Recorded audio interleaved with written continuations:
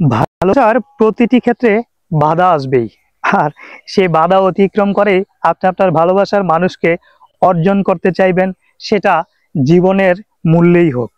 আপনি এটাতে এতটাই বেশি আগ্রহী যে আপনার শৈশব থেকে কৈশোর, কৈশোর থেকে যৌবন, এবং কি বার্ধক্যে যেও ভালোবাসা আসলে কমে না। এটা সম্পূর্ণই মনের ব্যাপার। আপনি একটা মানুষকে যদি জনম জনম ধরে রাখতে পারেন মনের ভিতর, সেই এফোর্ট দিয়ে আপনি অন্য একটা কাজকে কখনোই ভালোবাসতে পারেন না। এই কারণে আমরা প্রত্যেকটা কাজে ব্যর্থ হয়ে যাই। আসলে আমাদের যতটা পরিমাণ শৈশব, কৈশোর এবং যৌবনের প্রেমে পড়া সেই মানুষটার প্রতি টান থাকবে, ঠিক তার চেয়েও বেশি সময় ধরে টান রাখতে হবে আপনার কাজের প্রতি। সেটা যাই হোক, আপনি একজন রিক্সা চালক হতে পারেন, আপনি একজন অটো চালক হতে পারেন, আপনি একজন বাস চালক হতে পারেন, আপনি একজন ইঞ্জিনিয়ার হতে পারেন। আপনার কাজকে ভালোবাসতে হবে, শ্রদ্ধা করতে হবে, তাহলে এই কাজটা আপনাকে একদিন অনেক দূরে এগিয়ে নিয়ে যাবে। আসলে আমরা সবসময় যেটা মনে করি তা কিন্তু হয় না, কিন্তু পরিশ্রম তো আসলে বৃথা যায় না, কখনোই পরিশ্রম বৃথা যায় না, এটা বুঝতে হবে।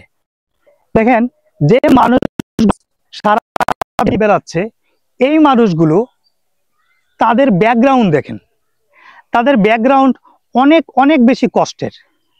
প্রত্যেকটা সফল মানুষের ব্যাকগ্রাউন্ড দেখবেন যে অনেক অনেক বেশি কঠিন পরিস্থিতির মোকাবেলা করে তারা আজকে সফল হয়েছে।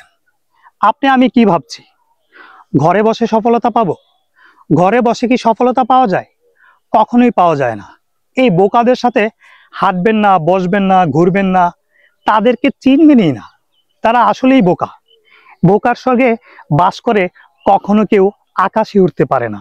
যে আকাশে উঠতে শিখেছে, সেও কতটা পরিশ্রম, কতটা শত বছর চেষ্টার পরে উঠতে পেরেছে, এটা আপনাকে বুঝতে হবে।